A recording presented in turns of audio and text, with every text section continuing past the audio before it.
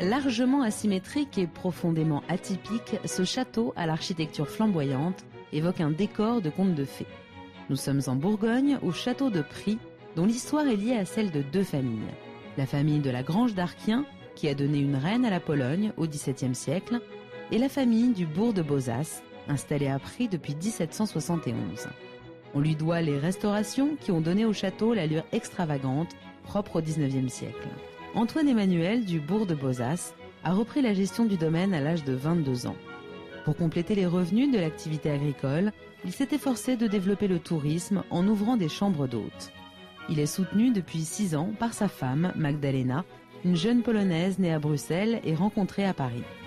J'avais le choix entre opter pour un métier plus classique ou tenter l'aventure à Pries.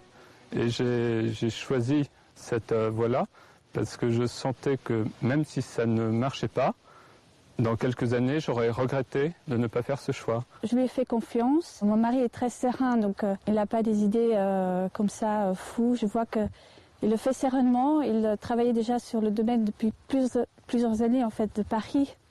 Il faisait beaucoup de allers-retours. Tout ce que je voulais, c'est qu'il ne fasse pas trop de choses à la fois. Et je pensais qu'à deux, à Pries, c'était plus raisonnable que faire un métier à côté encore à Paris. C'est à fur et à mesure en fait que je vois que je me passionne pour Pries. En fait, il faut vivre sur place pour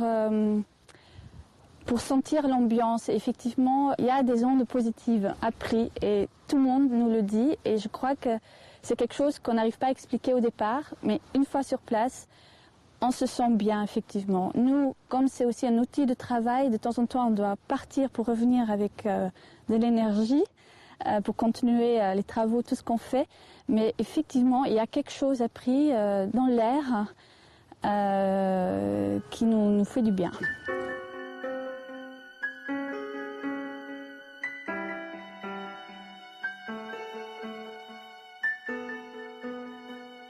Les douves qui forment un arc de cercle devant le château rappellent qu'il y a eu au Moyen-Âge une première forteresse. Mais c'est au XVIIe siècle qu'Antoine de la Grange d'Arquien a fait construire le château actuel. Son aspect était alors très différent. Cette partie, vous voyez, il y a des grandes fenêtres, ce sont les chambres des maîtres. Et de ce côté, en fait, il y avait les cuisines. Celui qui a vraiment réaménagé le tout, c'est Antonin du bourg de Bozas. D'ailleurs, si vous regardez tout en haut, vous voyez le monogramme ABB, donc en fer forgé, Antonin du bourg de Bozas. Il a fait venir un architecte au nom de Massillon-Rouvet. C'était en fait un élève de Viollet-le-Duc. Donc cela explique ce goût pour le Moyen-Âge. Donc pendant 2 ans, Massillon-Rouvet a fait des dessins. Donc les travaux avaient commencé sous les ordres de cet architecte. Et ensuite, c'est Albert Thomas, un autre architecte, mais cette fois-ci un architecte bien parisien. Il arrive en fait suite à Massillon-Rouvet et c'est lui qui va poursuivre tous les travaux. À ce moment-là, il y a aussi Édouard André, l'architecte paysagiste, qui va donc faire de ce parc boisé un véritable parc avec un style mixte. En fait, c'est une architecture de jardin, donc beaucoup plus rectiligne près du château et puis un parc plus paysager dès qu'on s'éloigne du château.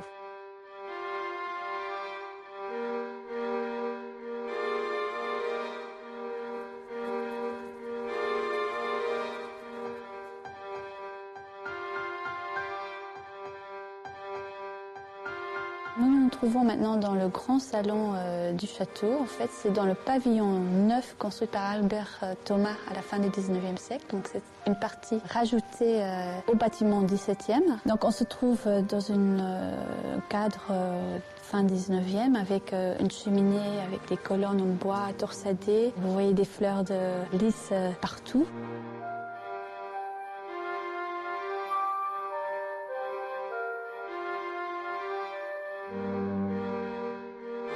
Ici, on est devant quelques portraits de famille. Donc, on a Antonin du bourg de Bozas, celui qui a entrepris les travaux à la fin du 19e siècle.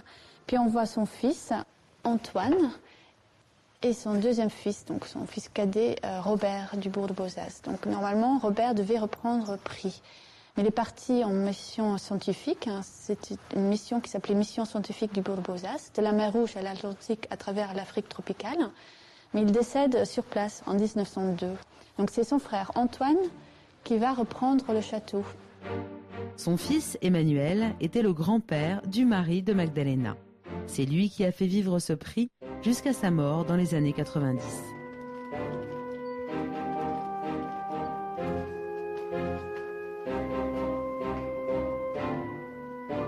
Donc maintenant, nous allons rentrer dans la chambre du roi du château de Pries. Donc là, cette chambre n'est pas du tout réservée à un roi français, mais à un roi polonais. Son nom était Jan Sobieski. Mais pour vous expliquer le pourquoi, je vais commencer en 1603. C'est là où, par succession et mariage, le château est devenu la propriété d'Antoine de la Grange d'Arquion. Et c'est sa petite fille qui est partie en demoiselle d'honneur avec la duchesse de Nevers en Pologne. La duchesse de Nevers, Marie de Gonzague, épouse deux rois successivement, en fait, d'abord avec Ladislas IV et ensuite avec Jean Casimir. Donc, Marie de la Grange d'Arquion évolue dans cette cour en Pologne. Et là, elle rencontre d'abord un prince, Zamoyski, qui meurt. Et en fait, elle va épouser en secondes noces le roi Jan Sobieski. En fait, à l'époque, il était maréchal.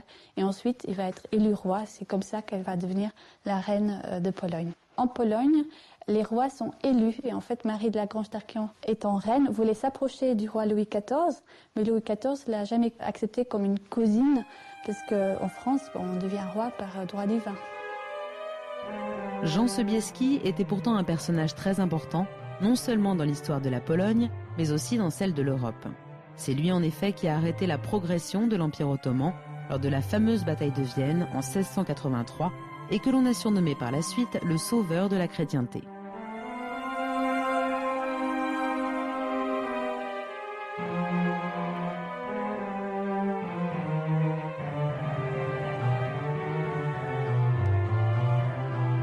Les écuries de Pries ont été souhaitées par mon arrière-arrière-grand-père, Antonin Dubourg de Bozas, qui était écuyer de Napoléon III.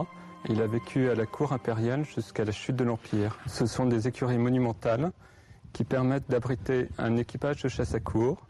Il y a également des stalles pour des chevaux de labour, une vacherie. Il y avait également à l'époque une laiterie et une étable pour les vaches laitières. On remarque sur le dôme une devise, une date. La devise est « Rien ne m'arrête », qui était sa devise personnelle pour ce projet. Et en effet, rien ne l'arrêtait dans la construction de ces écuries. Et la date 1888, qui est la date d'inauguration de ces écuries.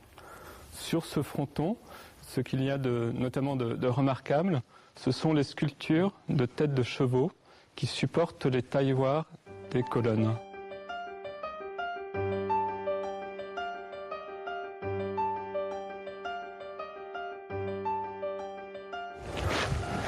Nous rentrons ici dans le petit salon réservé aux cavaliers. La tenture est semée de fleurs de lys, d'épines et de croissants, les emblèmes de la famille. Ici, nous pouvons admirer la série de box lambrissés de marbre. Vous pouvez remarquer la polychromie des lambris de marbre qui contraste avec le faux appareil de pierre. C'était une chose très luxueuse qui tenait à cœur de mon arrière-arrière-grand-père. Passionné d'équitation, il voulait loger convenablement ses animaux. Ces écuries ont été occupées jusque dans les années 60, mon grand-père y logeant son équipage de chasse à courre qu'il tenait de son père et de son grand-père. Au sol, vous pouvez remarquer la polychromie des dallages qui vient compléter la polychromie des lambris de marbre. Cette polychromie des dallages est entrecoupée de blasons où l'on peut remarquer la couronne de marquis attachée à la famille, la devise Lilium interspinas, le lys entre les épines, le B de Bozas et la fleur de lys entremêlée avec le B. Cette fleur de lys est portée sur le blason familial depuis qu'un aïeul, Antoine Dubourg, fut chancelier de France de François Ier. Et à ce titre, François Ier lui donna l'autorisation de porter cet emblème, qui normalement est réservé à la famille de France, au centre de son blason.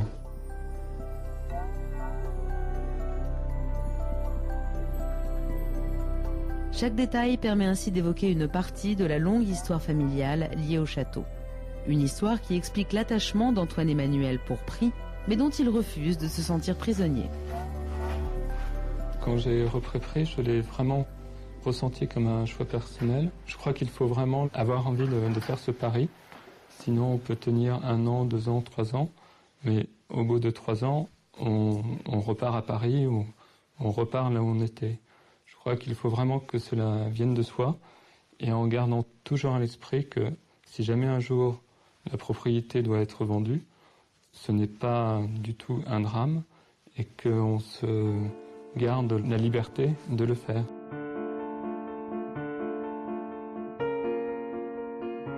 Si jamais cette propriété devait mettre en péril l'équilibre familial, il y a sûrement un acquéreur qui serait ravi de tenter l'expérience.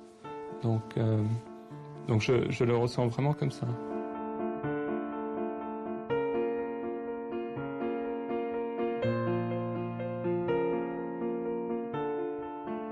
Quand on s'est mariés, c'est que mon mari a dit, bon, après le voyage de noces, on s'installe à Pries. Mais si cela va peser sur notre couple, on arrête tout de suite. Et en fait, ça m'a donné une impression de liberté, effectivement. Je ne suis pas obligée de vivre dans un château de famille qui n'est pas la mienne. Je ne suis pas obligée de vivre à la campagne. Et en fait, je trouve que je m'épanouis autant que épouse, mère de famille, mais aussi comme une gérante de société, une petite société de location. Mais je trouve que c'est une vie qui n'est pas du tout une vie de routine. Et je crois que c'est ça que j'aime beaucoup.